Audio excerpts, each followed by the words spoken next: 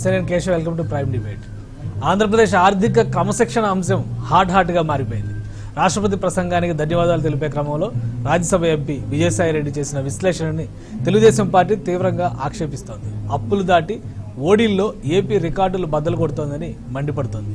తాజాగా ముఖ్యమంత్రి జగన్మోహన్ రెడ్డిపై టీడీపీ అధినేత చంద్రబాబు నాయుడు విమర్శలు గుప్పించారు.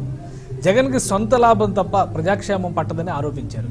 వైసీపీ అధికారంలోకి వచ్చాక రాష్ట్రంలో జీవన ప్రమాణాలు తీవ్రంగా పడిపోయాయని ఆయన తెలిపారు. జగన్ సర్కార్ను ప్రశ్నిస్తే అక్రమ అరెస్టులు, వేధింపులకి గురి చేస్తున్నారని, రాష్ట్ర ద్రోహుల ఆట కట్టించాలంటే ప్రజా చైతన్యం రావాలని బాబు పిలుపునిచ్చారు. 2.5 ఏళ్లలో జగన్ రెడ్డి 7 లక్షల కోట్లు అప్పులు చేశారని, రాష్ట్రంలో ప్రతి కుటుంబంపై 5 లక్షల రూపాయల అప్పు భారం మోపారని విమర్శించారు. ప్రభుత్వ ఆస్తులన్నీ తాకట్లు పెడుతున్నారని తెలుగుదేశం నాయకులు మండిపడుతున్నారు. అభివృద్ధి పేరుతో పార్కు స్థలాల్ని బ్యాంకులకి తనఖా పెట్టి ప్రభుత్వం అప్పులు తీసుకుంటోందని విపక్షాలు కూడా ఆరోపిస్తున్నాయి.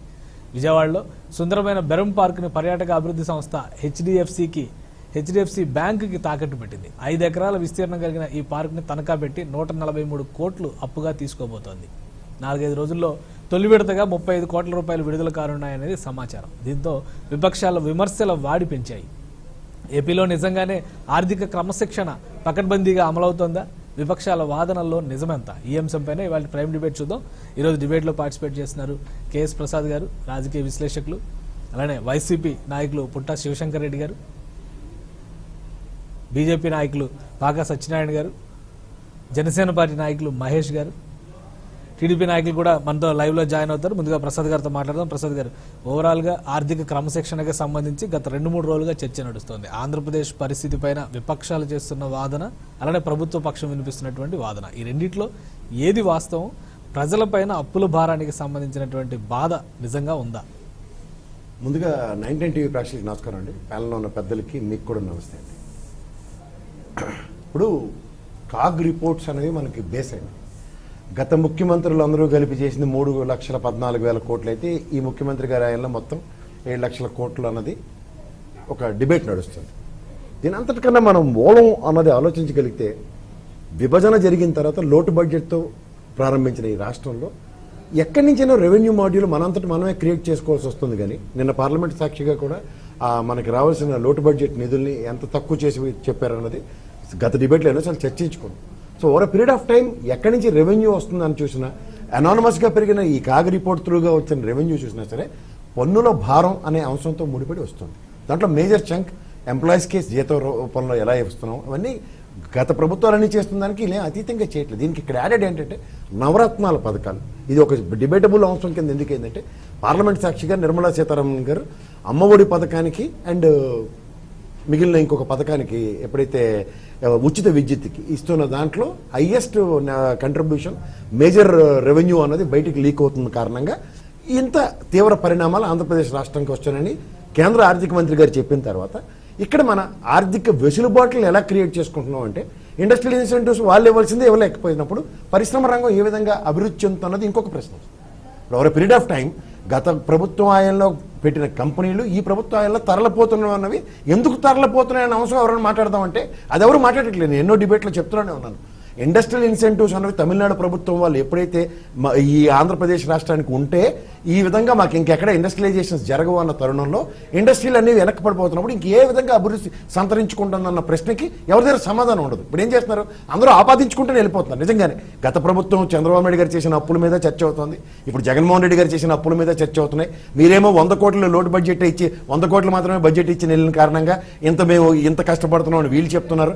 Over a period of time కాదు, కొత్తగా పాత పేరు మాత్రమే కానీ కొత్తగా ఏర్పడిన రాష్ట్రానికి ప్రతి క్షణం సెంట్రల్ గవర్నమెంట్ ఆదుకోవాల్సిన తరుణంలో అప్పుల పరిస్థితిని మాత్రమే పెంచుకునే వెసులుబాటునిస్తూ, గతంలో ఇప్పుడు అమరావతి రాజధాని అనుకున్న ఉదాహరణకు చెప్తున్నాం, లేకపోతే వీళ్ళు ప్రతిపాదించిన 3 రాజధానులు అయినా సరే రాజధానుల నిర్మాణానికి కానీ, ఆఫీసు వసతులకు కానీ, లేకపోతే విభజన హామీల్లో ఉన్న ఎడ్యుకేషనల్ ఇన్స్టిట్యూట్స్ పెట్టడానికి కానీ ప్రాపర్గా డబ్బులు ఇవ్వాలన్నది ఎన్నోసార్లు చెప్తుంది.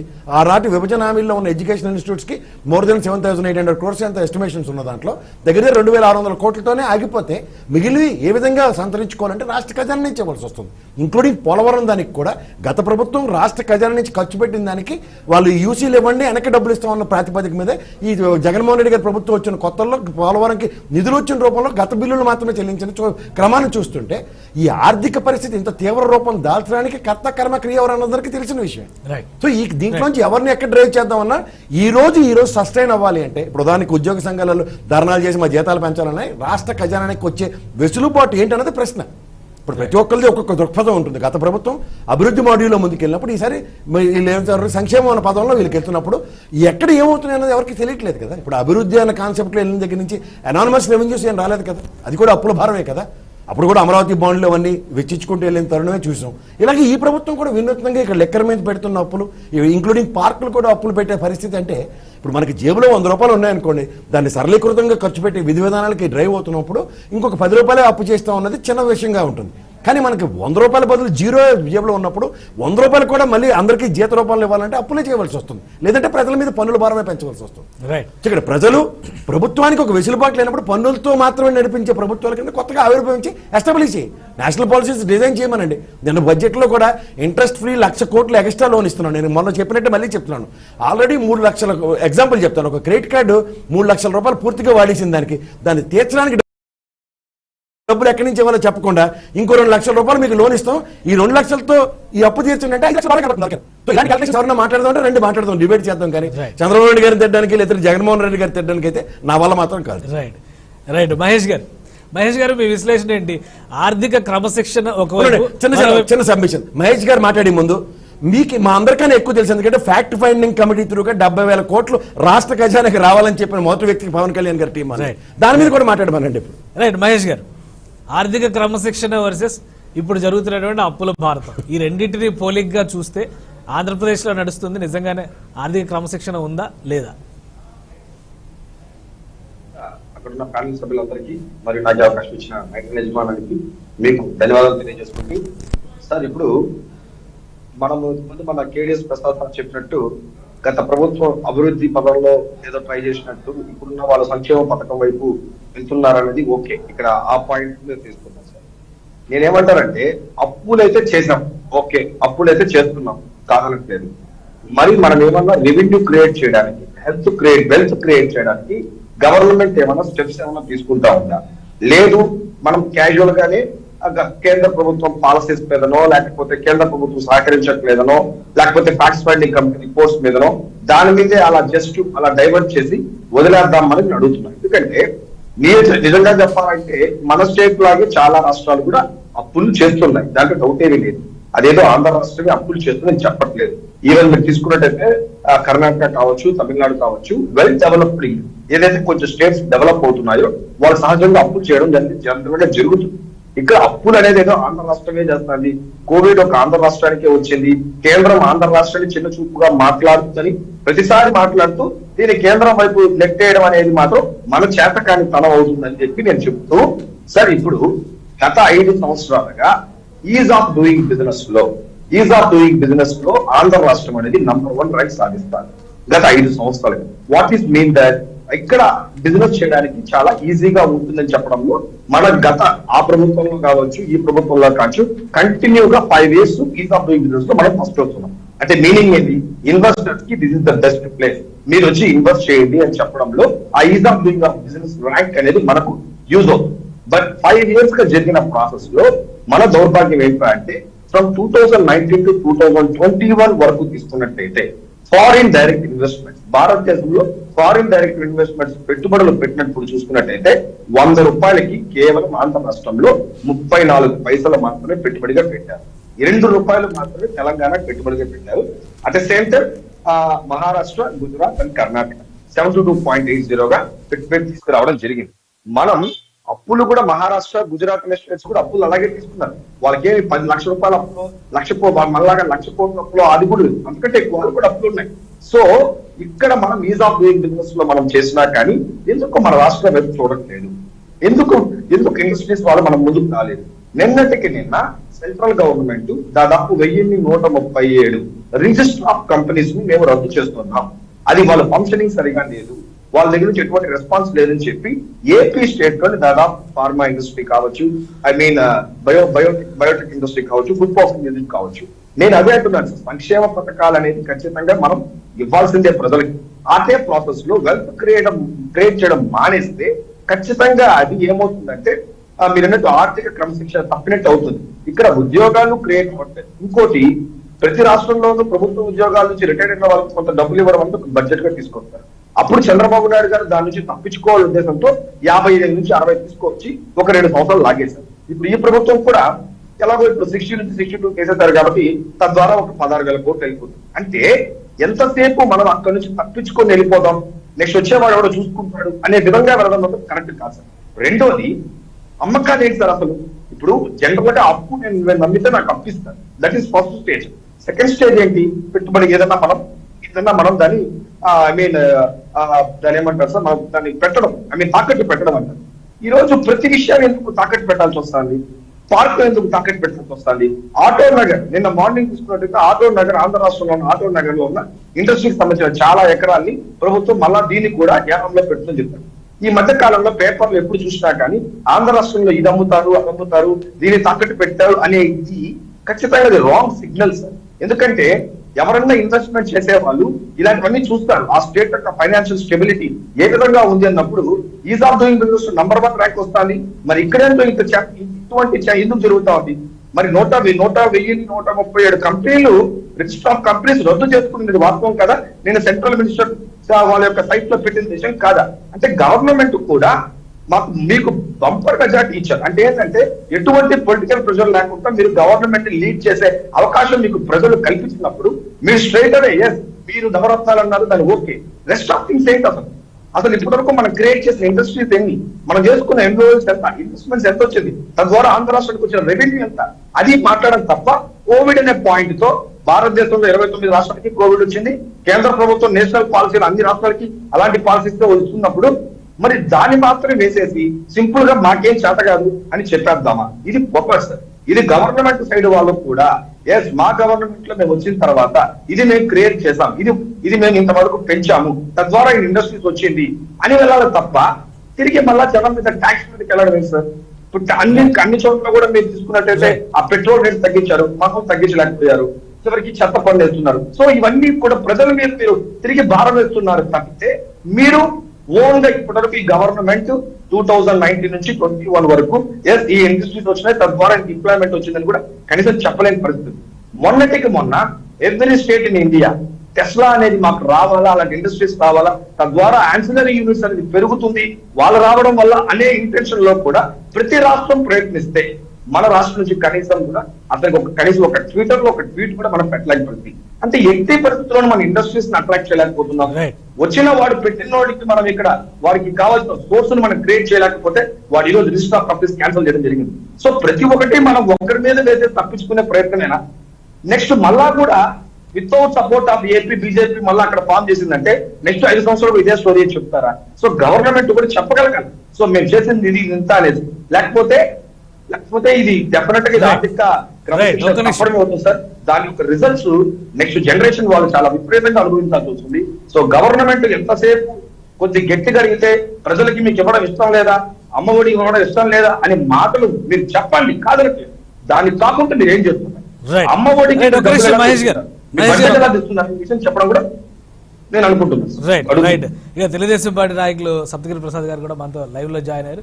సప్తగిరి ప్రసాద్ గారు, ఈ రోజు చంద్రబాబు నాయుడు గారు మాట్లాడిన మాటలు కానీ, గత 2 రోజులుగా తెలుగుదేశం పార్టీ నాయకులు చేసినటువంటి విమర్శలు కానీ, అప్పులు ఒకవైపు, ఓవర్ డ్రాఫ్ట్లు ఇంకోవైపు, ఈ రోజు ఏకంగా రాష్ట్ర ద్రోహులు ఎవరు అనేటువంటి చర్చకి నాంది పలికే ప్రయత్నం చేశారు. ఎందుకని ఆంధ్రప్రదేశ్ గతంలోనూ అప్పుల్లో ఉంది, ఇప్పుడు అప్పుల్లోనే ఉంది, కొంచెం రేషియోలో తేడా ఉంది. కానీ ప్రజలు అర్థం చేసుకోవాల్సింది ఏంటంటే ఆ రోజు చేసిన అప్పులకి ఈ రోజు చేసిన అప్పులకి తేడా ఏంటి, ఎందుకు ఇంత పాసింగ్ రిమార్క్స్ ఇవ్వాల్సినటువంటి పరిస్థితి వస్తుంది? సార్, ముందుగా ప్యానెల్లో ఉన్న పెద్దలందరికీ కూడా హృదయపూర్వక నమస్కారాలు. సార్, దాదాపుగా ఈ భారతదేశంలో ఉన్నటువంటి ప్రతి రాష్ట్రం కూడా అప్పు చేసినటువంటి పరిస్థితి ఉంది. కాకుంటే అప్పు చేసిన తర్వాత ఆ డబ్బును ఖర్చు పెట్టే విధానం, ఒకటి ప్రొడక్టివ్ ఇన్వెస్ట్మెంట్, ఇంకొకటి నాన్ ప్రొడక్టివ్ ఇన్వెస్ట్మెంట్. నేను అడుగుతా ఉన్నాను ఈ రాష్ట్ర ప్రభుత్వాన్ని కూడా, అప్పు చేసి మీరేం చేశారు?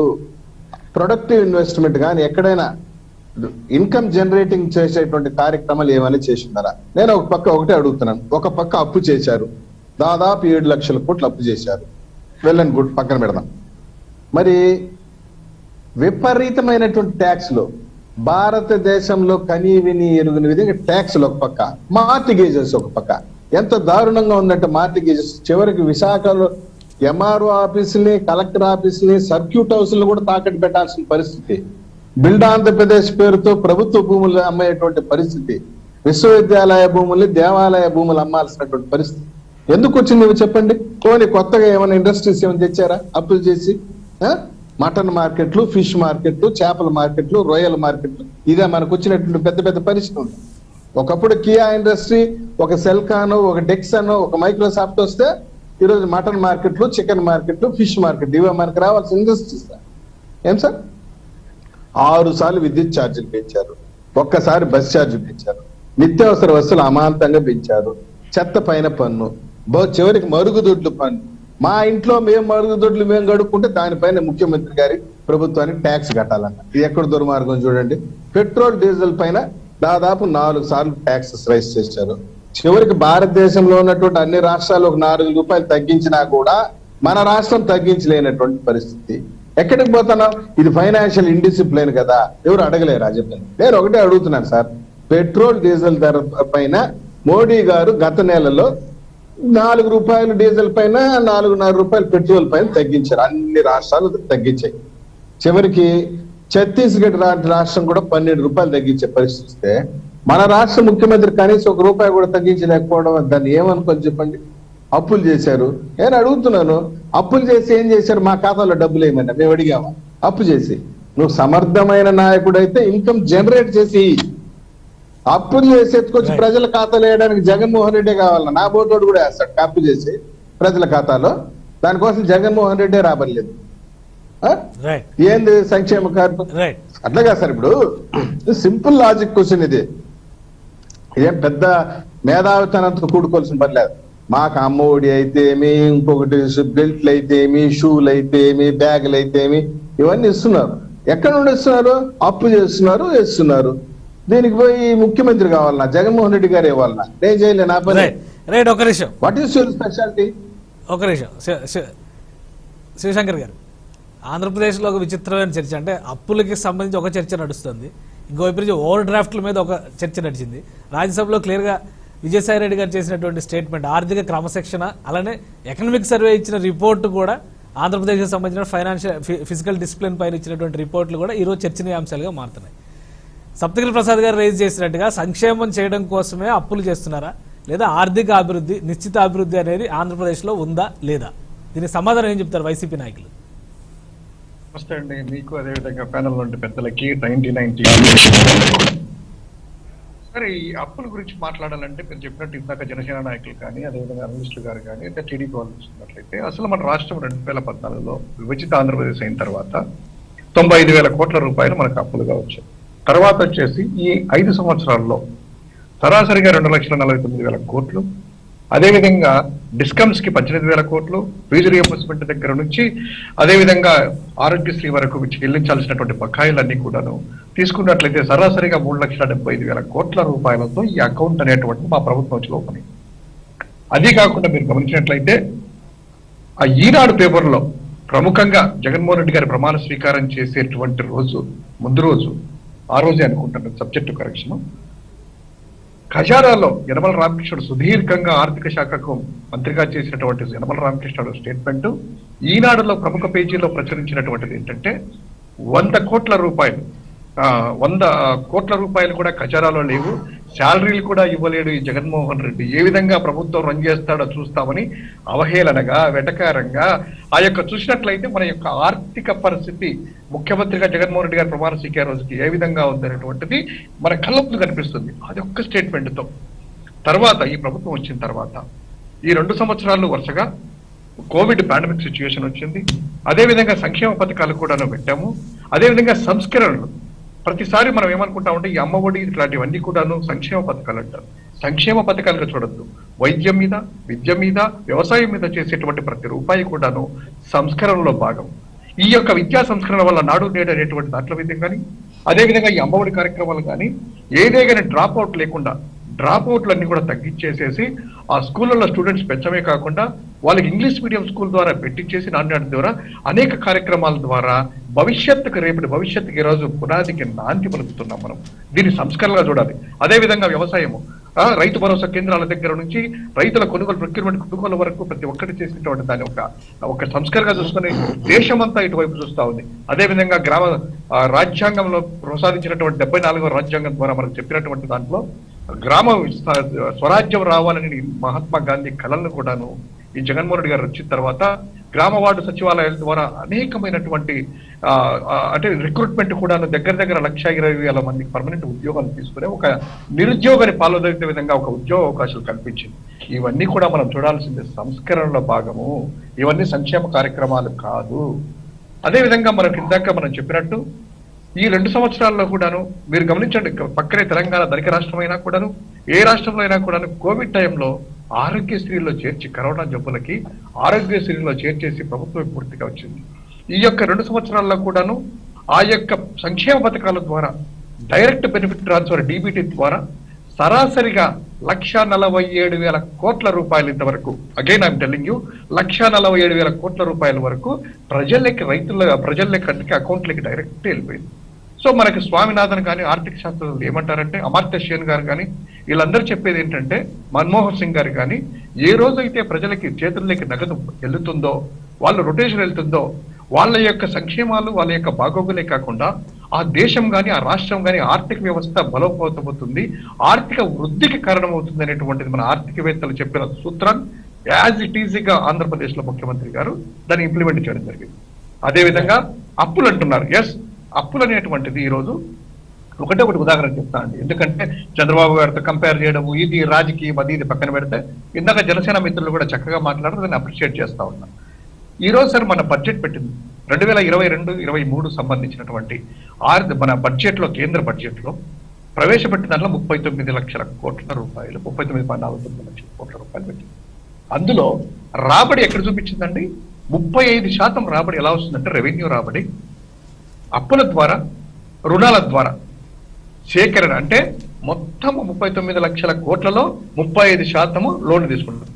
మళ్ళీ పోక అంటే బడ్జెట్ అంటే రాక పోక 2 తీసుకుంటారు కాబట్టి what comes in what goes out అనేసి ఆ బడ్జెట్ కేటాయింపు ఖర్చు ఏ విధంగా పెడతారంటే 20% ఆఫ్ ది టోటల్ బడ్జెట్ మీద వడ్డీలకు పెడతాము అన్నారు. రుణాలు తీర్చడానికి కాదు, వడ్డీలు కట్టడానికి 20% వరకు వచ్చే దాంట్లో మనం చూపించారు పోకటలో, అంటే వాట్ గోస్ అవుట్. అంటే ఈ విధంగా చూసుకున్నట్లయితే దేశంలో FRBM చట్టం ఉంది, రిజర్వ్ బ్యాంక్ ప్రకారము. ఏ రాష్ట్రమైనా కూడాను మన ఫెడరల్ వ్యవస్థలో కేంద్రము, అదేవిధంగా రాష్ట్రాలు కూడాను FRBM పరిధికి మించి అప్పులు తీసుకోకూడదు, తీసుకుంటే RBI అనేటువంటిది ఒప్పుకోదు, అది ఎవరైనా కావచ్చు. సో ఈ రోజు కూడా కరోనా టైంలో 3.5 మీద ఆ GSDP మీద పెట్టిన దాంట్లో 1% అధికంగా పెట్టడంతో ఆ యొక్క FRBM పరిధికి లోబడి చేస్తున్నాము. ఈ రోజు తెచ్చిన చంద్రబాబు చేసే అప్పుల్లో వడ్డీలు కట్టడానికి స్టార్ట్ అయ్యాయి. వాళ్ళు వడ్డీకి ఎట్లా తెచ్చారంటే అండి, నార్మల్ రేట్ కాకుండా ఈవెన్ అమరావతి బాండ్ల ద్వారా అత్యధికంగా దేశంలోనే ఎక్కువ ఇంట్రెస్ట్ తెచ్చినటువంటిది వాళ్ళు. సరే, ఇంకోటి భూములు అమ్ముతున్నారు, ఇది అమ్ముతున్నారని చంద్రబాబు గారు కానీ మనోళ్ళు కానీ అనొచ్చు, కానీ ఒకటండి, బిల్డ్ మిషన్ ఏపీ ద్వారా భూములు అమ్ముతున్నారు, ఇది అమ్ముతున్నారు అని చెప్తున్నారు కదా. భూములు అమ్మే కార్యక్రమం ఎవరు మొదలు పెట్టారండి? ప్రైవేట్ సంస్థలను, ప్రభుత్వ రంగ సంస్థలను ప్రైవేట్ చేయడం కానీ, షుగర్ ఫ్యాక్టరీ చేయడం వెళ్తుందని. పక్కన తెలంగాణలో ఎప్పుడు చంద్రబాబు టైంలో 1999 సంవత్సరం నుంచి చూసుకున్నట్లయితే చుట్టూ భూములు. మొన్న కూడా తెలంగాణ అంత ధనిక రాష్ట్రం అంటున్నాం కదా, కోకాపేటలో కానీ ఎక్కడ కానీ రెవెన్యూ వేసేసి దగ్గర 50 కోట్లు 60 కోట్లు ఎకరా పోయిందనే పేపర్లో ప్రచురంగా ప్రచురిస్తున్నామే. తెలంగాణ వాళ్ళు అప్పులు చేయట్లేదా? భూములు అమ్మట్లేదా? భూములు అమ్మకూడదని ఇక్కడ రాజ్యాంగంలో ఉండి ఈ రాష్ట్రమే చేస్తా ఉందా? కేంద్ర ప్రభుత్వ రంగ సంస్థలనే కూడా మొత్తం అమ్మేస్తుంది కేంద్రం కూడాను. అంటే చంద్రబాబు నాయుడు గారికి కానీ, ఎల్లో మీడియాకి కానీ, మిగతా వాళ్ళకి కానీ ఏదైనా వాళ్ళు చేసింది కరెక్ట్ అవుతుంది, జగన్మోహన్ రెడ్డి గారు చేసింది అనేటువంటిది తప్పు అవుతుంది అనేటువంటి దూరంతో ఉన్నారు. కానీ ఈ విధంగా నిజంగా చెప్తున్నాం కదా, మేము చేసినటువంటి కార్యక్రమాలు కరెక్ట్ కాకపోయి ఉన్నట్లయితే ఇంతవరకు జరిగినటువంటిది ఏది 2 సంవత్సరాల తర్వాత జరిగినటువంటి ఎన్నికలు కానీ, ఓడినర్ సంస్థ తర్వాత ఉప ఎన్నికలు కానీ, స్థానిక సంస్థల్లో కూడాను జగన్ కి ఈ విధంగా పట్టం కట్టరనేటువంటిది ఒకసారి తెలియజేసుకుంటున్నాను. అంటే ప్రామాణికం అనేది ఎట్లా తీసుకుంటామంటే, అల్టిమేట్ గా ప్రజల యొక్క ఓటు ద్వారా, ప్రజాభిప్రాయం ద్వారా ఆ నాయకుడు మంచి చేస్తున్నాడా, చెడు చేస్తున్నాడా, ఆ మంచి నాయకుడు అయితే కనుక ఆశీర్వదిస్తారు, చెడు నాయకుడు అయితే పక్కన పెడతారు, ప్రజలకు మంచి జరుగుతుంది అనేటువంటి కార్యక్రమం చేసేదాన్ని జగన్మోహన్ రెడ్డి గారిని పుష్కలంగా వాళ్ళ యొక్క ఆశీర్వాదాలు ఉన్నాయి. అదేవిధంగా ఈ యొక్క సంక్షేమం కూడాను ఆగదు, సంస్కరణలు ఆగదు. ఈ సంస్కరణలు ఈ రోజు కాదు, 10 సంవత్సరాల తర్వాత ఇవన్నీ కూడాను పురుడు పోసుకొని ఆ యొక్క రాజశేఖర రెడ్డి గారు ఇంత ముందు ఫీజు రియంబర్స్మెంట్ పెట్టడం వల్ల సార్ ఎవరికైనా కూడా గుండె మీద చేసుకొని చెప్పమనండి, నార్మల్ గా ఒక పల్లెటూరులో తీసుకుంటే ఇంజనీరింగ్ చదివే వాళ్ళు ఒక్కరో ఇద్దరో కనిపించేవాళ్ళు, డాక్టర్ అనేటువంటిది. అదే వైఎస్ఆర్ ఫీజు రియంబర్స్మెంట్ పెట్టిన తర్వాత, ఎందుకంటే అది సంస్కరణగా చెప్తున్నాను, అంటే ఈ సంస్కరణ ఉదాహరణకి ఎంతమంది అండి, ఎంతమంది ఇంటికి శివశంకర్ రెడ్డి గారు ఫీజు రియంబర్స్మెంట్ గానీ ఆరోగ్యశ్రీ గురించి కానీ ఎవరికి భిన్నాభిప్రాయాలు లేవు అంటే మీరు అన్నట్టుగా ఫ్యూచర్ ఇన్వెస్ట్మెంట్ అనే దాన్ని యాక్సెప్ట్ చేయొచ్చు. ఒక నిమిషం భిన్నాభిప్రాయాలు ఏముంది, సప్తగిరి ప్రసాద్ నంబర్ 77 ద్వారా ఫీజు రియంబర్మెంట్ స్కీమ్ ని only confined to government institutions. ఇప్పుడేమి ఎక్కడ ప్రైవేట్ ఇన్స్టిట్యూషన్స్ ఫీజు రియంబర్స్మెంట్ లేదు, చూసుకోండి. ఆరోగ్యశ్రీ నేను చెప్పేది రాజశేఖర రెడ్డి గారి హయాం గురించి. ఒక్క నిమిషం, రాజశేఖర రెడ్డి గారి హయాం గురించి. శివశంకర్ రెడ్డి గారు మీరు చెప్పింది భూముల అమ్మకాలు ఇవన్నీ బాగా, కానీ తనఖాలు పెట్టే కార్యక్రమం, దీనికి సంబంధించి వచ్చినటువంటి నిధుల్ని మళ్ళీ సంక్షేమాన్ని పేరిట పంచేటువంటి కార్యక్రమం జరుగుతున్న విమర్శలకి మీరేం సమాధానం చెప్తారు? ఒకటండి, పంపకాలు ఉచితాలు అది కావాలంటే 2019 ఎన్నికల ముందు పసుపు కుంకుమ అని ఉంటది, అది పంపకాలు అంటారు.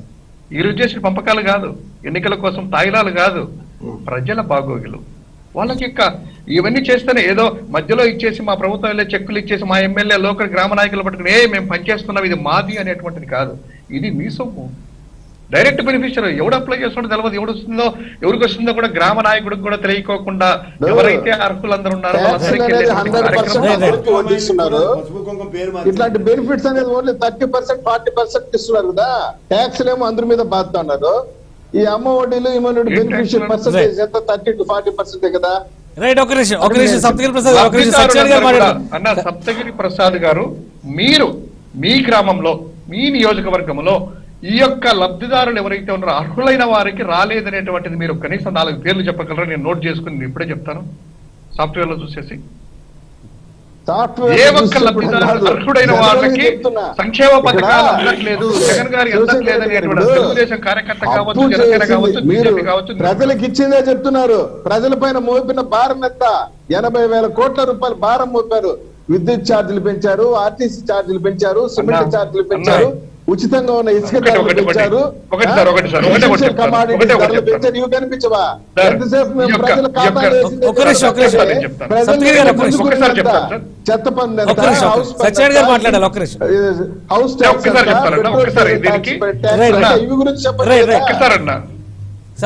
ఈ రాష్ట్రంలో ఈ రాష్ట్రంలో 2019 అనేటువంటి తీసుకుంటే 2 ఉంటాయి అన్న. ఎస్ఓఆర్ స్టేట్ ఓన్ రిసోర్స్ అంటే రాష్ట్రానికి సంబంధించిన ఆదాయాల్లో 2018, 19, 20 సంవత్సరం ఆర్థిక సంవత్సరాన్ని తీసుకుంటే 50,600 కోట్లు ఉండన్న. ఈ రోజు తీసుకున్నట్లయితే 60,000 కోట్లు అన్న.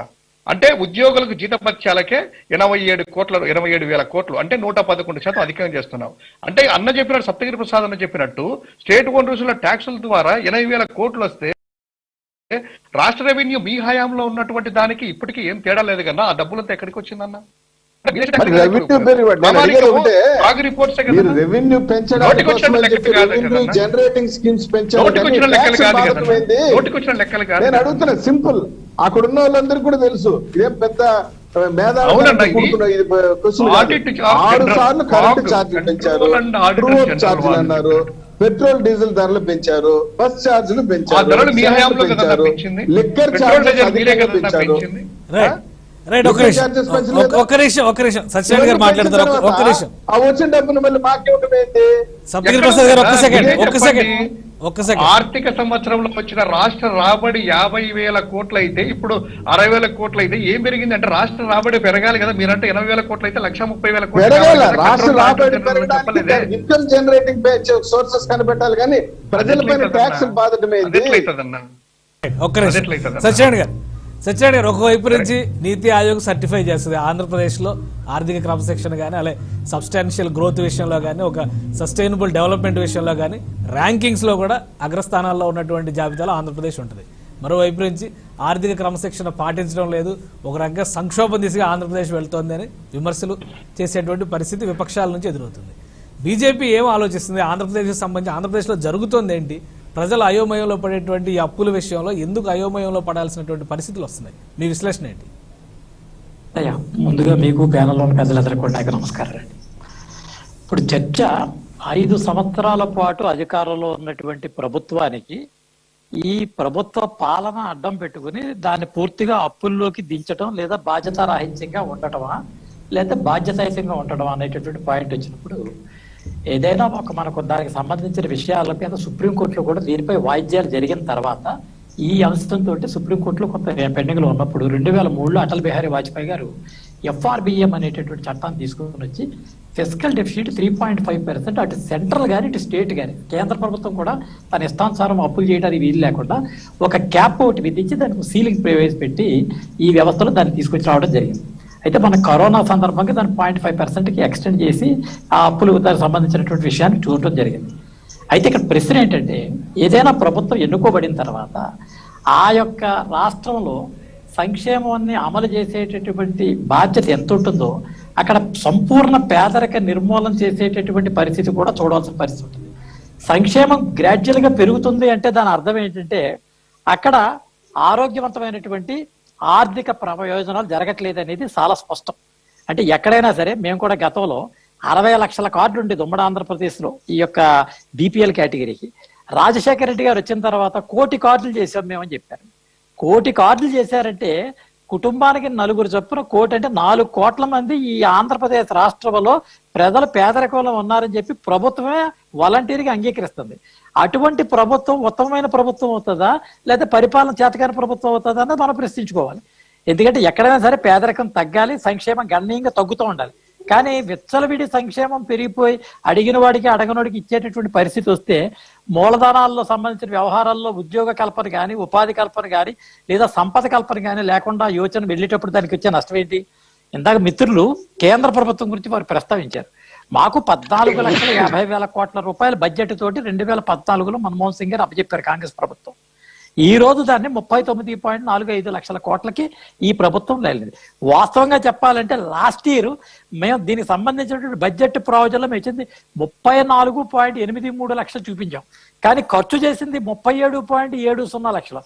ఆ వేళ కూడా ఇదే పరిస్థితి వచ్చింది. ఎక్కడి నుంచి వస్తుంది? GST రిఫార్మ్స్ ద్వారా వస్తుంది, ప్రభుత్వం తీసుకున్న డిజైన్ హాస్పిటల్ ద్వారా వస్తుంది, కాయలా పడినటువంటి శ్రమల ద్వారా తీసుకొస్తుంది. ఆ రకంగా ఈ సంవత్సరం హైయెస్ట్ మరి క్యాపిటల్ ఎక్స్పెండిచర్ 5.5 లక్షల నుంచి 7.5 లక్షల దాకా పెంచగలిగామంటే సుమారు దాదాపుగా 35%. ఇది స్వతంత్ర భారతదేశంలో ఏ ప్రభుత్వం కూడా ఇవ్వనటువంటి పరిస్థితి ఇచ్చినప్పుడు మీకు ఇన్ఫ్రాస్ట్రక్చరల్ డెవలప్మెంట్ ద్వారా ఉపాధి ఉద్యోగ కల్పన జరుగుతుంది అనేటటువంటి విషయం ఈ ప్రపంచంలో ఉన్నటువంటి ఆర్థిక సంఘాలన్నీ కూడా ఇచ్చినటువంటి విషయాలే. 5 రాష్ట్రాల ఎన్నికలు ఎదురున్నాయి, ఇవాళ మేము ఫేస్ చేస్తున్నాం. ఇదేమి ఎలక్షన్ తాయిలాల బడ్జెట్ ఇవ్వలేదు. మనం చాలా స్పష్టంగా చూస్తే ఎక్కడా కూడా దీనికి సంబంధించినటువంటి అటువంటి తాయిలాలు కానీ మీకు వస్తే మేము ఉచితంగా వేస్తామని కానీ వేయటం అనేటటువంటి పరిస్థితి కూడా కాదు. కానీ 2 సెక్టార్స్ డెవలపింగ్ కంట్రీస్ లో మనం బాగా చూస్తాం. ఒకటి దీనికి సంబంధించిన ఆరోగ్యము, 2 విద్య. ఈ రెండింటికి సంబంధించిన విషయాల్లో సగటు అందరికీ కూడా దాన్ని ఉత్తమమైనటువంటి ప్రమాణాలతో ఇవ్వాలనే పాయింట్ వస్తుంది. కానీ ఏపీ స్టేట్ వచ్చేటప్పటికి ఉద్యోగ కల్పన కానీ స్వయం ఉపాధి పథకం కానీ ఇవన్నీ పోగా ఉన్నటువంటి ఇసుక లాంటి దాని మీద కూడా మీరు కొన్ని చర్యలు చేపట్టడం వల్ల అసంఘటిత కార్మిక రంగం ఎంత నష్టపోయింది ఈ 2.5 సంవత్సరాల కాలంలో. ఇవాళ తెలుగుదేశం ప్రభుత్వం మద్యపానం ఒక తప్పుడు విధానం అవలంబించింది. మీరు వచ్చిన తర్వాత జరిగింది ఇంకా నెట్టుకుపోతూ ఉంది. అది దానికి సంబంధించిన విషయాల్లో ప్రభుత్వానికి వచ్చేటటువంటి పాయింట్ ఏముంటుంది? కాబట్టి ఈ రకమైనటువంటి నష్టాలు వెళ్ళేటటువంటి పరిస్థితి ఉన్నప్పుడు ప్రభుత్వం యొక్క భూములను కొదవ పెట్టేటటువంటి పరిస్థితి ఉంది. ఈ కొదవ పెట్టేటటువంటి ప్రక్రియ ఉన్నప్పుడు దానికి సంబంధించిన contracting of debts different, government అమలు చేసేటటువంటి పథకాలు డిఫరెంట్. ఇక్కడ మీరు చెప్పేది కేంద్ర ప్రభుత్వం ఏపీ స్టేట్ ప్రభుత్వాన్ని మెచ్చుకోలు చేసింది అంటే కేంద్ర ప్రభుత్వం అమలు చేసేటటువంటి కొన్ని పథకాల్లో వాళ్ళు చేసేటటువంటి సిస్టమ్ కరెక్ట్గా ఉంది. కానీ ఇక్కడ మనం కూర్చున్నటువంటి సిట్టింగ్ ఏంటి? ఈ రాష్ట్ర ప్రభుత్వం కేవలం దాదాపుగా 7 లక్షల కోట్ల రూపాయల దాకా పైచులకు ఇవాళ ఇది అప్పు రూపులో కూలిపోయింది. ఈ రకంగా లెక్కేస్తే ప్రతి సంవత్సరానికి ప్రతి కుటుంబం కూడా దాదాపు కొన్ని వేల రూపాయలు 33,000 రూపాయలు ప్రతి కుటుంబానికి కూడా ఈ అప్పును పంచేటటువంటి పరిస్థితి ఉంది. ఈ అప్పు తీర్చేటటువంటి పరిస్థితి లేనటువంటి స్థితిలో ఇవాళ రాష్ట్ర ప్రభుత్వం నెట్టిపోతా ఉంది. కాబట్టి దీని మీద సరైనటువంటి ఆర్థిక పరమైనటువంటి సంస్కారాలు లేవు అనేటటువంటి యోచనతో ఉంది. ఇందాక మిత్రులు కూడా ఒక మాట అన్నారు, ఎన్నిక ప్రామాణికం అన్నారు. కానీ డెవలపింగ్ కంట్రీస్ లో ఎన్నిక ప్రామాణికం అంటే ఎన్నిక సెంటిమెంట్ మీద నడుస్తుంది, ఇష్టం మీద నడుస్తుంది. అంతేగాని అందుకే అంటారు, ప్రసాద్ గారు బాగా తెలుసు దీని మీద, డెమోక్రసీ మీద ఉన్న ఒక అద్భుతమైన కామెంట్ ఏంటంటే, the number of the heads will be counted but not the wisdom. తలను లెక్కింపబడును కానీ తల ఎంతలి వివేకం లెక్కింపబడదు. ఒక లేమ్యాన్ ఓటు ఎంతో, ఒక ఎంఏ పిహెచ్డి చేసిన ఓటు కూడా అంతే. కాబట్టి ఆ ప్రామాణికంగా తీసుకుని తాత్కాలిక ప్రయోజనాలతోటి ఆ మత్తులో కానీ లేకపోతే ఆ యోచనలో కానీ ఇవి రకమైనటువంటి సరైనటువంటి దీర్ఘకాలిక ప్రణాళిక లేనప్పుడు ఆ వ్యవస్థ పూర్తిగా కుప్పకూలిపోయేటువంటి పరిస్థితి ఉంటుంది. ఇక్కడ ఏపీ స్టేట్కి సంబంధించిన వాటిలో రెవెన్యూ జనరేట్ అవ్వడానికి కావాల్సినటువంటి యోచన ఏముంది ప్రభుత్వం దగ్గర? మీ దగ్గర వైట్ పేపర్ ఏముంది? ఇవాళ పరిశ్రమల తరలు వెళ్ళిపోతున్నాను, ఫిలిం ఇండస్ట్రీ కూడా మన దగ్గర దూరంగానే ఉంది, వివాదాల్లో పోతున్నాయి, అసంఘటిత కార్మిక రంగం ఇబ్బందుల్లో ఉంది, మన దగ్గర నుంచి వెళ్ళేటువంటి ఎక్స్పోర్ట్స్ గణనీయంగా తగ్గుతుంది. ఎలాగ మనం దీన్ని ఎలా ఫేస్ చేస్తాం? ఇవాళ రేపో ఎల్లుండో తర్వాత ఎన్నికల్లో ఎవరుంటారు, ఎవరు రాజు, ఎవరు మంత్రి, ఎవరో చెప్పలేము. తర్వాత జరిగేటటువంటి పరిస్థితుల్లో ఈ లాభ నష్టాలు ఎత్తుకునేటువంటి పరిస్థితి వచ్చేసరికి రాష్ట్రం ఉంటుంది. బ్యాంకులు వచ్చి ఈ భూములు వేలం వేస్తాయా? వేలం వేస్తే ప్రజా సంఘాలు ఊరుకుంటాయా? అసలు అప్పు చేయడానికి ఆయన ఎవరు, ఇవ్వడానికి మీరెవరంటే అనుభవించిన వాళ్ళు దాన్ని కడతారా? అసలు అనేక రకాలైనటువంటి రాజ్యాంగ సంక్షోభానికి కూడా ఈ ఆర్థిక పరిస్థితుల వల్ల వెళ్ళిపోయేటువంటి పరిస్థితి ఉంటుంది. అందుకనే ఇటీవల కాలంలో కొన్ని రాజకీయ పార్టీలు కూడా మమ్మల్ని డిమాండ్ చేసి మీరు ఫైనాన్షియల్ ఎమర్జెన్సీని డిక్లేర్ చేయమంటారు. ఫైనాన్షియల్ ఎమర్జెన్సీ డిక్లేర్ చేసేటటువంటి ప్రొవిజన్స్ కూడా వాళ్ళు మాట్లాడడానికి గల కారణం ఏంటంటే, దీనికి సంబంధించినటువంటి విషయాల్లో, వ్యవహారాల్లో దీనికి సంబంధించినటువంటి కేటగారికల్గా వాళ్ళు ఇన్కమ్ జనరేట్ చేసేటటువంటి సోర్స్ లేదు. ఇందా వారు చెప్పిన విషయాల్లో కరెక్ట్. అది మన 35 పైసలు ఖచ్చితంగా రూపాయలు వీఆర్ కాంట్రాక్టింగ్ లోన్స్ నుంచి వస్తుంది. దాదాపు అందులో నుంచి మనం కార్పొరేట్ ట్యాక్స్లు, ఇన్కమ్ ట్యాక్స్ 15, కార్పొరేట్ ట్యాక్స్ 15, ఆ రకంగా మొత్తం కొడతాం. ఆ రకంగానే 20 పైసలు కూడా ఖచ్చితంగా బ్యాంకులకి మేము కట్టేటటువంటి వడ్డీలో దాన్ని రూపాయి రాక రూపాయి పోకలో ఖచ్చితంగా ఇవ్వడం జరిగింది.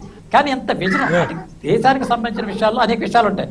సంక్షేమం అంటే ఎలా ఉండాలంటే, మేము చెప్తాం సంక్షేమం అంటే ఎలా ఉండాలంటే, కరోనా లాంటి మహమ్మారి వచ్చినప్పుడు ఈ 150 కోట్ల డోసును ఇచ్చి జనాన్ని బతికించడానికి ఉపయోగపడే పరిస్థితి కాదు. లేదా 80 కోట్ల మంది ఉచితంగా రేషన్ ఇచ్చే, ఏది బయటికి వెళ్ళలేని పరిస్థితి లేనటువంటి అసంఘటిత కార్మికం డిపిఎల్ కేటగిరీకి ఉండాలి తప్ప మేము ఉచితంగా అడిగినోడికి అడగరు. అందరికీ కూడా 30 వేసుకుంటే పోతే ఏ రకమైనటువంటి పాయింట్ కూడా పరిస్థితి. ప్రసాద్ గారు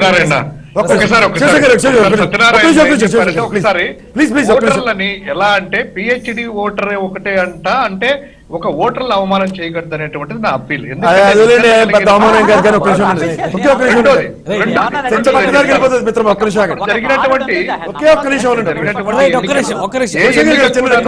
భావోద్వేగాల మీద జరిగిన ఎన్నిక కాదు, అభివృద్ధి మీద జరిగిన ఎన్నిక.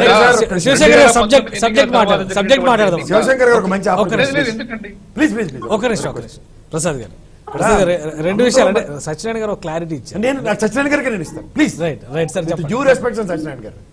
Sir, Atmanirbhar Bharat package announce చేసిన తర్వాత నరేంద్ర మోడీ గారు స్పీచ్ లో ఒక్కసారి పునర్నామనం చేసుకోండి. అందరికీ, ఎవరికి మనం అతీతులం కాదు.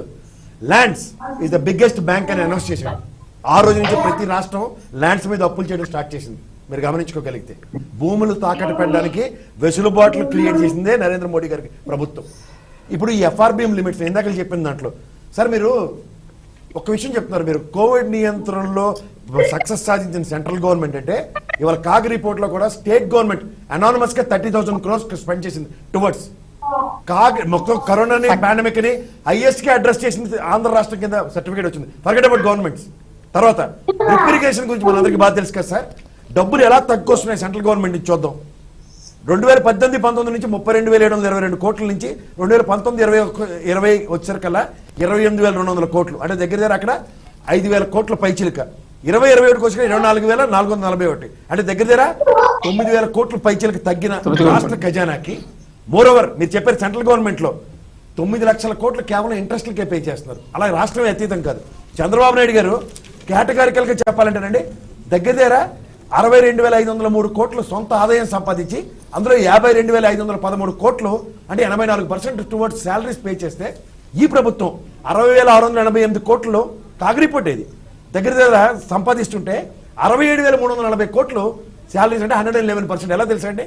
ఈ అంగన్వాడీ వాళ్ళకి జీతాలు పెరిగిన విషయం చూడండి ఒకసారి. ఇవన్నీ ఎవరు భారం?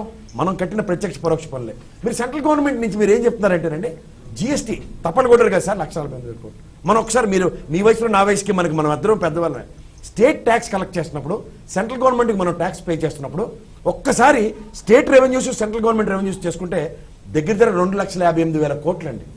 అలాంటిది జిఎస్టీ ఇంప్లిమెంట్ చేసిన ఈ దౌర్భాగ్యం నుంచి ఎప్పుడు అంటే మొన్నటి కన్నా ఇంప్రూవ్డ్ పర్ఫార్మెన్స్ చూపిస్తూ ఇంకా 1,00,000 కోట్లు దేశానికే కండిపడుతుంది. ఓవరాల్ గా మీరు చూసుకుంటే అన్ని రాష్ట్రాలకి ఎఫ్ఆర్బిఎం లిమిట్లు పెంచుకునే వెసులుబాట్లు ఇస్తున్న సెంట్రల్ గవర్నమెంట్ లో 9 లక్షల కోట్ల పైచీలుగా ఇంట్రెస్ట్లే పే చేస్తున్నారు. మీరు చెప్పారు మన్మోహన్ సింగ్ గారి గవర్నమెంట్ కి ఈ గవర్నమెంట్ కి కంపారిజన్ లో. కెన్ యూ ఇమాజిన్ 148 crores లక్షల కోట్ల అమౌంట్ అప్పు చేయబడింది. దేనికి? మీరు ఇన్ఫ్రాస్ట్రక్చర్ క్రియేట్ చేయలేదు మిత్రమా. నిర్మలా సీతారామన్ గారు 35% నేను ఒక్క నిమిషం కంప్లీట్ చేయండి. ఈ ఎంఎస్ఎంఈ యూనిట్ల పరిరక్షణార్థం మీరు ఆత్మనిర్భర్ భారత్ ప్యాకేజ్ లో అనౌన్స్ చేసిన దాంట్లో స్ట్రీట్ వెండర్స్ దగ్గర 80 లక్షల మంది రోడ్డు మీద ఉపాధి లేకుండా వాళ్ళు పడిన దానికి, ఇక్కడ వీళ్ళు భవన నిర్మాణ కార్మికులకు పని లేకుండా చేసిన దానికి పెద్ద తేడా లేదు. యథా రాజా తదా ప్రజా అనడానికి. ఇక్కడికి వచ్చారు కదా మీరు ఎంఎస్ఎంఈ మిమ్మల్ని పరిరక్షించారు కాదంటలే. ఎలా తెలుసా అండి? 5-6 ఇన్స్టాల్మెంట్లు కట్టవలసిన వాడికి ఒక వెసులుబాటు ఇచ్చి 2 ఇన్స్టాల్మెంట్లు కట్టమంటే వర్కింగ్ క్యాపిటల్ లేక ఎంఎస్ఎంఈ యూనిట్లు ఎలా కుదేలయ్యే చూడండి ఒకసారి. ఇవన్నిట్లోంచి మాట్లాడదామంటే 32 లక్షల కోట్ల రెవెన్యూ రాక్ గురించి చెప్పారు తెలుసా. 4 to 5% ఉన్న ఎంప్లాయ్మెంట్ సెక్టర్ మొత్తం అంతా కలిపి 6 లక్షల కోట్లు కడుతుంటే మీరు పెంచిన అదాని అంబానీలు 6 లక్షల కోట్లు దేశానికి కట్టారు ఇవాళ ట్యాక్స్ రూపంలో. అంటే ఎవరు ఫ్లరిష్ చేయరో చూడండి. సో వ్యవస్థలు ఏ విధంగా నియంత్రించబడుతున్నాయి అన్న దాంట్లోంచి అండ్ ప్రత్యక్ష పరోక్ష పన్నుల త్రూగా 7 లక్షల కోట్లు కడుతున్న మన వాళ్ళు అంటే 6 + 7 దగ్గర 13 లక్షల కోట్లు ప్రజలు 137 కోట్ల మంది కడుతుంటే 2 వ్యక్తులు 6 లక్షల కోట్లు సామర్థ్యం పెంచిన మీ ఆర్థిక విధానం ఎలా ఉందన్న దాని మీద మనం చర్చించుకుంటే ఈ ఫెడరల్ సిస్టమ్ లో నేను రాహుల్ గాంధీ గారి స్పీచ్ గమనించండి ఒకసారి. ఏ స్టేట్ కి ఆ స్టేట్ కి సావరనిటీ ఉందండి. అలాంటిది మనం కింగ్డమ్ టైప్ లో తీసుకెళ్లి జిఎస్టీ మీరు చెప్పిన నీతి Aayog is a measurable failure తెలుసా అండి మీకు. 2014లో ఏర్పడిన నీతి ఆయోగ్ వల్ల ప్రణాళిక సంఘం నిర్మూలన ఎవరు మీరు అన్నట్టు చూడండి. ఇందాక పిహెచ్డి వారికి ఒకటి ఉంది, లేని వారికి ఒకటి ఉంది. దాంట్లో నీతి ఆయోగ్ వచ్చేసరికల్లా రాష్ట్ర ప్రయోజనాలను పరిరక్షించే మంత్రులు మాత్రమే దాంట్లో సభ్యులుగా ఉండి గతంలో ఉన్న మాంటెక్టింగ్ ఇలాంటి ప్రముఖులు ఉండి ఆర్థిక విధానంలో తేటతెల్లం చేసుకుంటూ ఫ్రంట్ తీసుకెళ్లవచ్చిన తరుణం మెసేజ్ ఇవాళ ఏం చేశారంటే రీజనల్ పార్టీలు ఒకరినొకరు తిట్టుకునే దౌర్భాగ్య స్థితికి లీడ్ చేస్తుంది.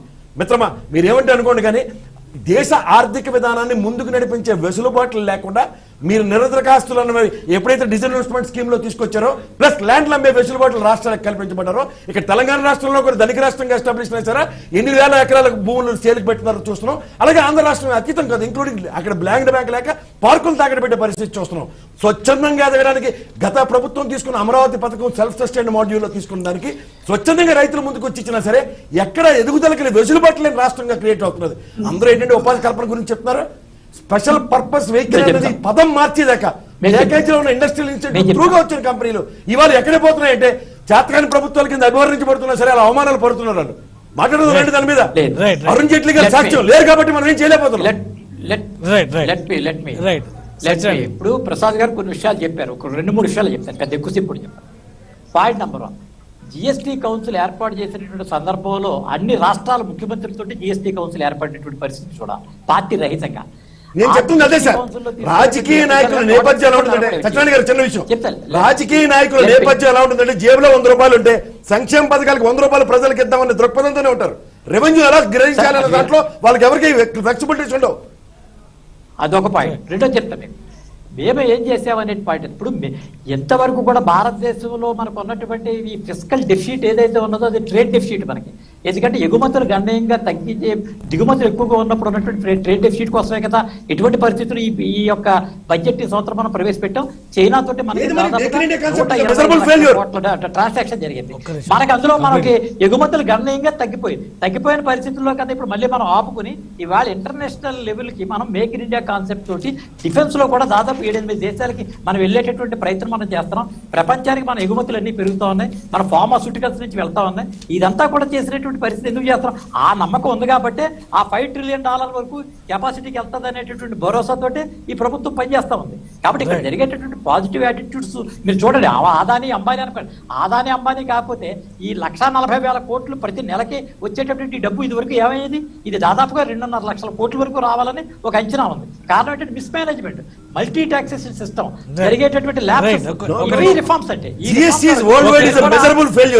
ప్రతి దేశం వెనక్కి తీసుకుంది ఎక్సెప్ట్ ఇండియా. ఇప్పుడు ఎట్లా వెళ్తాం సార్ మీరంటే అగ్రిగేట్ 1,00,000 కోట్ల రెవెన్యూ దేశానికి రావాల్సింది రాష్ట్రాలకు రావాల్సింది ఆగిపోతే ఫంక్షనింగ్ డివేట్ అవ్వట్లేదా? రైట్ రైట్ మన సబ్జెక్ట్ కూడా డిబేట్ అవుతున్నాం. ఒక నిమిషం, రాష్ట్ర ఆర్థిక పరిస్థితి గురించి సచిన్ గారు, రాష్ట్ర ఆర్థిక పరిస్థితి గురించి మనం మాట్లాడుతున్నాం. మహేష్ గారు, మీరు ఏమంటారు? రెండు వైపుల నుంచి చూస్తే కేంద్రం ఇవ్వాల్సినటువంటి వనరులు, ఇంకోవైపు నుంచి రాష్ట్రం సృష్టించుకోవాల్సినటువంటి వనరులు, ఈ రెండింటి మధ్య బ్యాలెన్స్ తప్పడం, విపక్షాలు చేసినటువంటి విమర్శలు, ముఖ్యంగా చంద్రబాబు నాయుడు గారు ఇవాళ చేసినటువంటి విమర్శలను చూస్తే రాష్ట్రానికి చివరి ముఖ్యమంత్రిలా జగన్ వ్యవహరిస్తున్నారు, రాష్ట్రానికి ద్రోహులు ఎవరు, ఇవన్నీ చూస్తుంటే ఆంధ్రప్రదేశ్ ప్రజల్లో కూడా ఒక అయోమయం ఏర్పడేటువంటి పరిస్థితి కనిపిస్తుంది. ఎవరు దీనికి బాధ్యత వహిస్తారు? నిజంగానే ఆర్థిక నిర్వహణలో రాష్ట్ర ప్రభుత్వం ఫెయిల్ అవుతుందా? సార్ ఇప్పుడు ఒక రెండు విషయాలు చెప్తాను సార్. ఒకటి FRBM సంబంధించిన సబ్జెక్ట్, మీరు అన్నట్టు చంద్రబాబు నాయుడు గారు ఇచ్చిన స్టేట్మెంట్ తాలూకా సబ్జెక్టు. సార్ ఇక్కడ 2015 నుంచి 2021 వరకు, 2015 నుంచి 2021 వరకు institute of policies research studies, PRS legislative research అని చెప్పి ఒక ఢిల్లీ ఒక సంస్థ ఒక రిపోర్ట్ రిలీజ్ చేసింది సార్. దీంట్లో మనం జస్ట్ ఓన్లీ వైసీపీ వాళ్ళు మాత్రమే టార్గెట్ చేసి వదలడం కాకుండా 2015 నుంచి 2021 వరకు తెలుగుదేశం కూడా దీంట్లో భాగస్వామి అయ్యిందని దీంట్లో ఈ రిపోర్ట్ ఒకటి ఇస్తుంది. అంటే ఇంతకు ముందు మన వైఎస్ఆర్సీపీ నాయకులు గారు ఇది రిఫార్మ్స్ కింద తీసుకొస్తాము, దీని ఒక ఇన్వెస్ట్మెంట్ లా తీసుకొస్తాము, దీని రిటర్న్స్ వేరే రకంగా ఉంటుందని చెప్పారు. బట్ దౌర్భాగ్యం ఏంటంటే సార్ 2015 నుంచి ఇప్పటి వరకు మన రాష్ట్రం ఎక్కువగా పెట్టుబడి దేంట్లో పెట్టారన్నప్పుడు ఈవెన్ వైసీపీ వాళ్ళు కూడా వాళ్ళ అఫీషియల్ సైట్ లో నేను చెప్పిన ఈ యొక్క PRS సంబంధించిన రిపోర్ట్ ని క్లైమ్ చేసుకోవడం జరిగింది. వాళ్ళు దేంట్లో క్లైమ్ చేసుకున్నారు అంటే SC ST వెల్ఫేర్ సంబంధించి ఎక్కువ ఖర్చు పెట్టిన రాష్ట్రం ఏదన్నా ఉంది అంటే అది మా ఆంధ్ర రాష్ట్రం అని చెప్పి వాళ్ళు క్లైమ్ చేసుకోవడం జరిగింది 2015 to 21 ఇప్పటి వరకు కూడా. బట్ రియల్లీ చెప్పాలంటే చదువు ఈ రోజు సాధారణ రిఫార్మ్స్ అనేది ఢిల్లీ ఎడ్యుకేషన్ కి ఇంపార్టెన్స్ ఇచ్చింది నంబర్ 1 ప్లేస్, ఛత్తీస్గఢ్ అగ్రికల్చర్ కి ఇచ్చింది ఇంపార్టెన్స్, జార్ఖండ్ రూరల్ డెవలప్మెంట్ కి ఇచ్చింది ఇంపార్టెన్స్, గోవా ఎనర్జీకి ఇచ్చింది, ఎలక్ట్రిసిటీకి ఇచ్చింది, అండ్ ఢిల్లీ హెల్త్ కి ఇచ్చింది, ఎడ్యుకేషన్ కి ఇచ్చింది, గుజరాత్ ఫర్ అర్బన్ డెవలప్మెంట్ కి ఇచ్చింది. సో ఇలా ఒక్కొక్క స్టేట్ వాళ్ళ ఏరియాస్ లో ఏది డెవలప్ చేసుకుంటే ఫర్దర్ గా ఇన్వెస్టర్స్ వస్తారని చెప్పే పాయింట్ ఆఫ్ వ్యూ లో రోడ్స్ లేని వాళ్ళు రోడ్స్ చేసుకున్నాడు. జార్ఖండ్ లాంటి ప్లేసెస్ లో కానీ, ఛత్తీస్గఢ్ లాంటి ప్లేసెస్ లో కానీ ఆ డిజిటల్ ఉంటుంది. నేను అదే అంటున్నాను సార్, ఇక్కడ గవర్నమెంట్ ప్యూర్ గా వెల్ఫేర్ స్కీమ్స్ మీద వెళ్ళడం అనేది ఈ రోజు దీని మీద ఎవరు ఏమన్నా అనుకున్నా కానీ that is the biggest mistake. అది ఇది 2015 నుంచి 2021 వరకు ఆంధ్ర రాష్ట్రంలో ఎక్కువ పెట్టుబడి దాని మీద పెట్టారు. Sub states Jharkhand and Chhattisgarh majority SC ST వాళ్ళే ఉంటారు, చాలా వెనుకబడి ఉంటారు. అలాంటి వాళ్ళు కూడా రూరల్ డెవలప్మెంట్ మీద ఇన్వెస్ట్ చేస్తున్నారు, చదువు మీద ఇన్వెస్ట్ చేస్తున్నారు.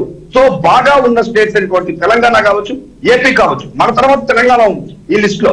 ఇప్పుడు వీళ్ళు కూడా కేవలం వెల్ఫేర్ స్కీమ్స్ మీద వెళ్ళడం అనేది అది వాళ్ళు క్లైమ్ చేసుకున్నారు రిపోర్ట్స్. సో అది కరెక్ట్ కాదు సార్. రెండోది FRBM లిమిట్స్ మన రాష్ట్రంలో కూడా పెంచడం జరిగింది.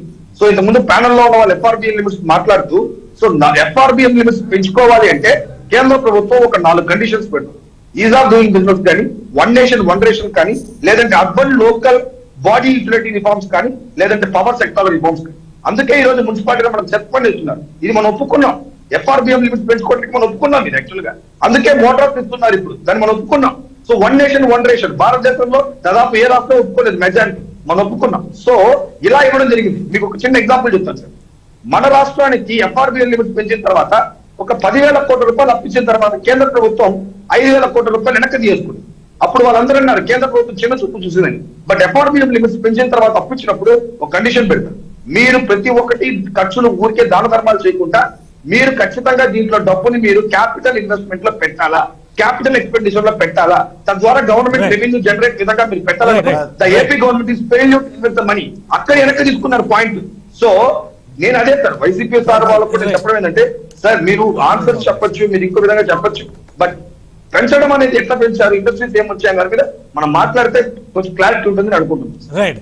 శివశంకర్ గారు ప్రయారిటీస్ డిసైడ్ చేయడంలో ముఖ్యంగా అప్పులు తెచ్చినా ఏ విధంగా రెవెన్యూ జనరేషన్ తీసుకొచ్చినా కానీ ఈరోజు కేంద్ర ప్రభుత్వం చెప్తున్నట్టుగా 2014లో 14 లక్షల కోట్లు అనేది 39 లక్షల కోట్లకు దాదాపుగా చేరినటువంటి పరిస్థితి బడ్జెట్. ఆంధ్రప్రదేశ్ పరిస్థితి చూస్తే అప్పులు పెరుగుతున్నాయి కానీ రావాల్సినటువంటి రెవెన్యూ మార్గాలు పెరగడం లేదనే విమర్శకి సమాధానం ఏంటి? ఒకటండి, ఇప్పుడు పరిశ్రమలు అనేటువంటిది వెళ్తున్నాయి అంటున్నారు. కానీ ఒక నేమౌట్ ఒక్క పరిశ్రమ ఇక్కడ నుంచి వెళ్ళింది అని చెప్పండి. ఒక్క పరిశ్రమ కియా కూడా వెళ్ళింది, అది వెళ్ళింది అన్నారు. అదేవిధంగా పరిశ్రమలకి ఊతం కల్పిస్తూ మీరు అన్నట్టు పెద్ద పెద్ద ఇండస్ట్రీస్ వస్తేనే పెద్ద పెద్ద బిల్డింగ్లు కడితేనే అబ్బా వచ్చేసినటువంటిది కాదు. మనది వచ్చేసి భారతదేశం అగ్రికల్చరు ప్రధానంగా సూక్ష్మ మధ్య తరహా పరిశ్రమల మీద ఆధారపడి ఉంటుంది. పెద్ద పరిశ్రమ వచ్చేసి ఎంతో వేల కోట్లతో పెట్టుబడి పెడితే 500 మంది 1000 మందికి జాబులు ఇస్తే, చిన్న పరిశ్రమలు ఎంఎస్ఎంఈస్ వచ్చేసి పూర్తిగా ఒక 10 మంది నుంచి 12 మంది వరకు ఇచ్చేటువంటిది. ఈ కోవిడ్ టైంలో పాత బకాయిలు అనేది చేసుకుని 98,000 ఎంఎస్ఎంఈ ఇండస్ట్రీస్ ని, so again I'm not telling you, 98,000 MSME industries ని బూస్టప్ చేస్తూ వాళ్ళ యొక్క రుణాలు తీసేసి దగ్గర 1,400 కోట్ల రూపాయలతో మాఫీ చేసేసి కరోనా టైంలో దాన్ని రీస్టార్ట్ చేయించాం. అంటే ఎక్కడెక్కడ ఉన్నటువంటి నిరుద్యోగులు కానీ, దాని మీద ఉండేటువంటి టర్న్ ఓవర్ కానీ, ఇదంతా కూడాను ఒక పరిశ్రమలాగా మనం చూడాలి. పరిశ్రమ అంటేనే ఒక కియా, లేకపోతే ఒక బిహెచ్ఎల్, లేకపోతే ఒకటి 10 అంతస్తుల బిల్డింగ్ అనేటువంటిది కాదు. ఇక్కడ పరిశ్రమలు అంటే ఉద్యోగం కల్పించాలి. ఎంతమంది ఉద్యోగాలు కల్పించగలిగాము, ఎంత రెవెన్యూ జనరేట్ చేసుకోగలిగాము, ఎంత యాక్టివ్గా ఉన్నటువంటిది అనేటువంటిది ముఖ్యమైనది. అదేవిధంగా ఈ ప్రభుత్వం వచ్చిన తర్వాత ఎవరికి కూడా ఏ పరిశ్రమ వెళ్ళలేదు బయటికి. కియా వెళ్ళిపోయింది అని రాశారు. కియా వాళ్ళు వచ్చేసారు, బాబు మేము వెళ్ళలేరు నాయన, మీకు దండం పెడతాము మీరు అనేటువంటిది పరిస్థితి తీసుకొని వచ్చారు. ఎందుకు అబద్ధాలు ప్రచారం చేస్తారు, ఎందుకు ఇలా చేస్తారు? అదేవిధంగా కొప్పర్తిలో ఈఎంసీ పెట్టించేసి దానివల్ల ఒక డిక్షన్ ద్వారా కానీ, ప్రచారం కానీ, ఎలక్ట్రానిక్ ఇండస్ట్రీ అనేటువంటిది, ఈఎంసీలంతా ఎలక్ట్రానిక్ మ్యానుఫ్యాక్చరింగ్ క్లస్టర్స్ అనేటువంటివి అభివృద్ధి చెందుతా ఉన్నాయి. సో అదేవిధంగా మనకి సీ కోస్టల్ గారి హార్బర్స్ కానీ, అదేవిధంగా ఫిషింగ్ హార్బర్స్ అనేటువంటిది క్రియేట్ చేస్తాం. మనకు ఉన్నటువంటిది ఈ బ్లూ ఎకానమీ, ఇప్పుడు ముఖ్యంగా ఇప్పుడంతా కూడా ప్రపంచం అంతా బ్లూ ఎకానమీ పడింది. అంటే ఈ ఫిషిల్ కానీ ఇదంతా కూడా దానివల్ల ఇదంతా కూడా. ఎస్, అదే విధంగా పాడి పరిశ్రమలో కూడాను, అంటే రైతులకు సంబంధించిన నేరుగా వాళ్ళకి వచ్చేట్టుగా అభివృద్ధి చెందేట్టుగా పాడి పరిశ్రమ అనేటువంటిది ఎలా అభివృద్ధి చెందుతా ఉంది. వ్యవసాయం ఎన్ని కూడా మనం చూసుకోవాలండి. ఏది కూడా మనం పెట్టేది సంక్షేమం కాదు, సంస్కరణ అనేటువంటిది మనము మనసులో కలిగితే మనకు కనిపిస్తుంది ఏం జరుగుతుంది ఏంటి అనేటువంటిది. ఎటువంటి పరిస్థితుల్లో ఈ అప్పులు అనేటువంటి తెచ్చేసి ప్రజలకు ఇవ్వడం అనేది కాదు, ప్రజల ద్వారా ఏ విధంగా వాళ్ళను పేదోని ఇంకో సంపన్నులు చేయడము, అందరినీ ఆర్థికంగా స్వావలంబన చేకూర్చడం ఈ యొక్క ప్రభుత్వం యొక్క ఉద్దేశం.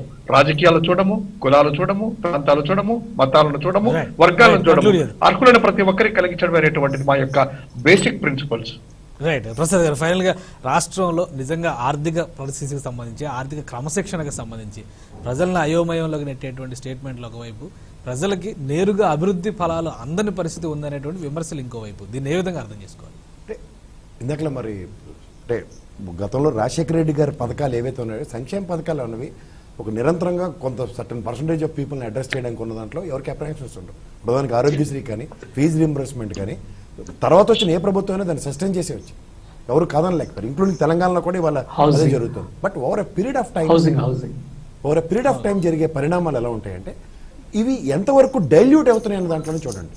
గతంలో కరోనా పాండమిక్ సిచ్యువేషన్లో ఆరోగ్యశ్రీ ఎంతవరకు జస్టిఫై అయింది, అయితే కార్డు పేమెంట్లు యాక్సెప్ట్ చేశారు లేదా, ఇట్లా అన్నింటిలోంచి ప్రభుత్వం మీద వ్యతిరేకత అయితే ఉంది. కానీ ఓవరాల్గా అప్పులు ఊబులోకి నెడుతున్న ఈ రాష్ట్రానికి సంక్షేమ పథకాలు కాకుండా సంక్షేమంతో పాటు అభివృద్ధి కూడా ముందుకు తీయాలి, ఇన్ఫ్రాస్ట్రక్చర్ డెవలప్ చేయాలన్నది మేజర్ కన్సర్న్. ఆ కన్సర్న్ ఎలా అడ్రస్ చేస్తారంటే 3 సంవత్సరాలు అయిపోయింది, ఇప్పుడు ఆల్మోస్ట్ 2 సంవత్సరాలు 9 నెలల పైచీలకు జరుగుతున్న ఈ గవర్నమెంట్లో ఇన్ఫ్రాస్ట్రక్చర్ డెవలప్మెంట్ మీద కానీ, ప్రైమరీ ఫోకసింగ్ ఎలా ఎంప్లాయ్మెంట్ క్రియేషన్ దాంట్లో చూసుకుంటే, సచివాలయ వ్యవస్థ అనేది ఒకటి ప్యారలల్ వ్యవస్థ క్రియేట్ చేయబడింది. కొంతవరకు ఉపాధి జస్టిఫై అయిందని చెప్పొచ్చు, కానీ but it is not a success module. ఇది ఎవరు యాంటిసిపేట్ చేయని దానికి ప్రభుత్వ కన్వీనియన్స్ కోసం ఇప్పుడు గతంలో తెలుగుదేశం ప్రాయంలో ఉన్న ఈ సేవని కిరణ్ కుమార్ రెడ్డి గారు దాన్ని మీ సేవ కింద పరివర్తన చేస్తూ ఇది సచివాలయ వ్యవస్థ కింద ఒక ప్రవర్తన తీసుకొచ్చిన తర్వాత ఇది ఎక్కడికి లీడ్ అవుతుందన్న దాంట్లో చూసుకుంటే, ఏ విధమైన ఎంప్లాయ్మెంట్ క్రియేట్ చేస్తుందన్న దాంట్లో చూసుకుంటే సక్సెస్ ఎక్కడుందో వాళ్ళకే తెలుస్తుంది. Right right thank you Prasad గారు. ఒక్కసారి అండి రైట్ చెప్పండి. 1,20,000 మందికి ఉద్యోగాలను కల్పించడం యొక్క సచివాలయ వ్యవస్థ. ఈ సచివాలయ వ్యవస్థ ద్వారా 595 సేవలను ఇంక్లూడింగ్ రిజిస్ట్రేషన్ కూడా అక్కడ చేసేటువంటి వ్యవస్థను ఒక పోలీసు కానీ, ఒక ఎలక్ట్రికల్ ఇంజనీర్ కానీ ఇక్కడ ఉండేటువంటి ప్రజలకు సేవ 2,000 మంది జనాభాకు ఉండడం అంటే ప్రపంచం దేశమంతా కూడాను ఆంధ్రప్రదేశ్ వైపు చూస్తా సచివాలయ వ్యవస్థ ద్వారా మహాత్మా గాంధీ కలలు కన్నటువంటి మన గ్రామ స్వరాజ్యం పేర్లు ఏమైనా పెట్టండి సార్. ఇప్పుడు ఒక ఇనిషియేటివ్ అనేది ఒక దగ్గర నుంచి జరిగిన తర్వాత దాని ఏమంటారు, అవినీతిని నిరోధించడానికి ఒక్కొక్క ప్రభుత్వం ఒక్కొక్క పందా తీసుకుంది. మీ సచివాలయ వ్యవస్థ నిజంగా అప్రిషియేట్ చేయవలసిందే, కానీ దీని సక్సెస్ ని ఎంప్లాయ్మెంట్ క్రియేషన్ పక్క అనుకుంటే ఇంప్రూవ్డ్ వెర్షన్ అని చెప్తున్నాం మేము. Right right thank you Prasad గారు. అలానే శివశంకర్ రెడ్డి గారికి, మహేష్ గారికి, సత్యనారాయణ గారికి, సప్తగిరి ప్రసాద్ గారికి కూడా ధన్యవాదాలు. ఇది ఆంధ్రప్రదేశ్ సంబంధించి అభివృద్ధి విషయంలో ఒక ఇంబ్యాలెన్స్ నడుస్తోంది అనేటువంటి విమర్శల పరంపర కొనసాగుతూనే ఉంది. కాకపోతే ప్రభుత్వం చేస్తున్నటువంటి విశ్లేషణ ప్రకారం ఇది ఫ్యూచర్ ఇన్వెస్ట్మెంట్ గా సంక్షేమ పథకాలను చూస్తున్నామని ప్రభుత్వం చెబుతోంది. అయితే ఆర్థికంగా ఉన్నటువంటి అస్తవ్యస్త స్థితి స్థితిని తట్టుకునేందుకు అప్పుల భారంతో రాష్ట్ర ప్రభుత్వం ప్రజల తలసరి అప్పుల స్థాయిని పెంచే ప్రయత్నం చేస్తుందని విపక్షాలు విమర్శిస్తున్నటువంటి నేపథ్యంలో రాబోయే రోజుల్లో ఎటువంటి నిర్ణయాలు తీసుకోబోతున్నారనేది ఆంధ్రప్రదేశ్లో ఆసక్తికరంగానే మారుతుంది. ఇది ఇవాళ ప్రైమ్ డిబేట్. Keep watching.